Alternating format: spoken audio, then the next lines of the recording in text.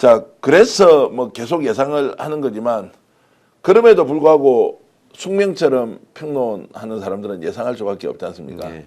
이번 주에 그냥 8대0 이 정도로 마무리가 된다고 여전히 전망을 하고 계신 거죠. 예, 예. 저는 뭐 이미 늦었기 때문에 예. 이번 주에는 나와야 된다. 그리고 나올 수 있을 것이다. 왜냐하면 평일을 지금 매일매일 하고 있다는 소리는 저도 듣고 있는데 예.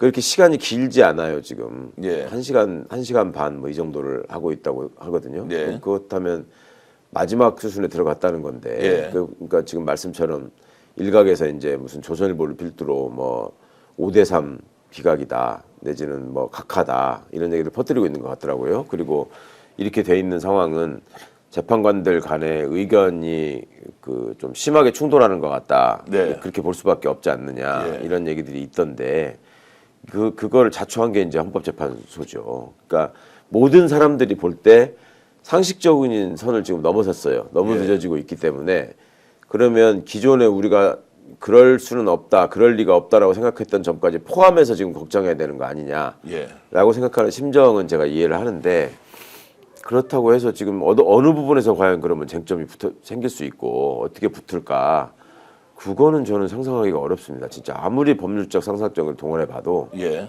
그건 어렵고 그냥 예를 들면 있는 사실관계를 부정하지 않는 한 그러니까 국회를 진입한 군인들의 모습을 부정하고 선관위에 가가지고 휴대전화를 그냥 뺏어갔던 군인들의 모습을 부정하고 그 다음에 헌법과 개헌법에 써 있는 요건으로서 그 한글 자체를 부정하고 그러지 않는 이상 뭔가를 논리를 전개할 수 있는 이게 아무것도 없단 말이에요. 네. 근거가.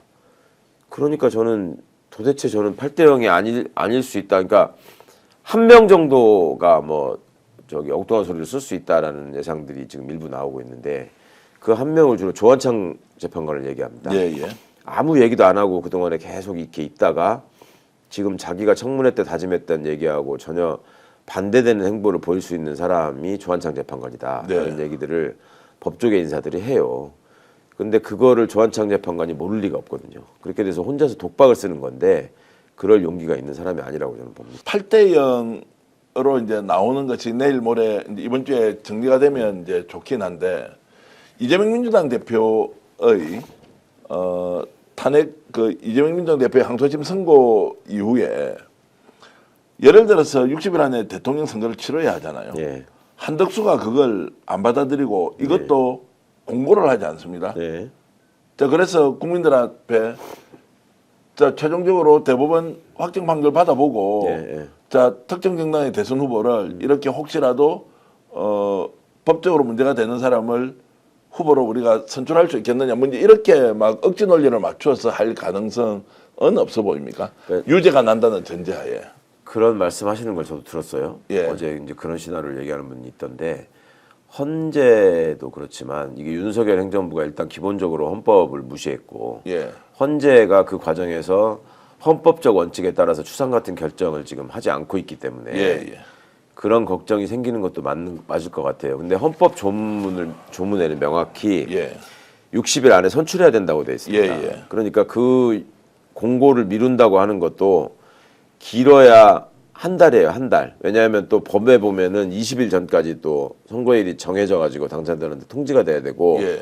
또 그 전에 또 당내 경선인 절차나 이런 게 있어야 돼서 그 60일을 그냥 다 넘겨버린다라고 하는 거는 현행 헌법 질서에서 상상할 수가 없는 일이거든요. 예. 그러니까 예를 들어서 한덕수가 공고를 미룬다고 하더라도 그러면 뒤에 정해지는 절차가 기간이 줄어들 뿐이지 이게 뒤로 밀리는 게 아니에요. 공고한 날로부터 60일이 아니란 말이에요. 예.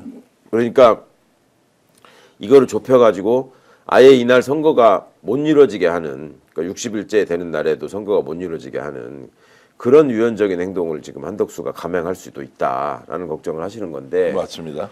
그거는 정말로 그거는 그냥 내전으로 가자는 얘기죠. 뭐 헌법이고 법률이고 하는 걸 보면 그러고도 남을 사람들인 것 같아서 예. 예를 들어서 아주 요식적인 절차에 임명장을 주면 되는데 그렇죠. 이 행위를 하지 않아서 예. 예를 들어 헌법기관의 존속과 관련된 치명적인 위해를 가하고 있다 뭐 이런 걸 생각하니까 그냥 공고 안 해버리는 다 그렇게 요구할 것이다. 예, 그러니까 이유를 이재명 탓으로 또 해버리는 이 겁니다. 내란 세력이라는 자들이 뭐 언제 한번 상식적인 그 기준에서 뭔가를 판단한 적이 예. 있느냐, 언제 헌법을 의식한 적이 있느냐, 뭐 그거야 충분히 그렇게 생각할 수 있죠. 근데 예. 지금 상황에서 그렇게까지 헌법에 정해져 있는 날짜까지 완전히 무시하면서 그냥 넘어간다라고 하는 건 저희가 여기 앉아서 얘기하는 것도 아무 의미가 없는 거죠. 네, 예. 그런 자들하고 뭐를 예측할 수 있고 뭐를 생각할 수 있겠습니까? 그냥 집에 가서 뭐 국자라도 들고 나와야 되는 상황인 거지. 아니 그래서 이제 저희들이 합리적 수준에서 이렇게 전망하고 예측하고 하는데 정반대 쪽에서 하는 얘기를 들어보면 도무지 논리적으로도 그리고 상황적으로도 이해할 수 없는데 그런 거를 억지 춘향적으로 맞춰서 계속 주장을 하니까 예.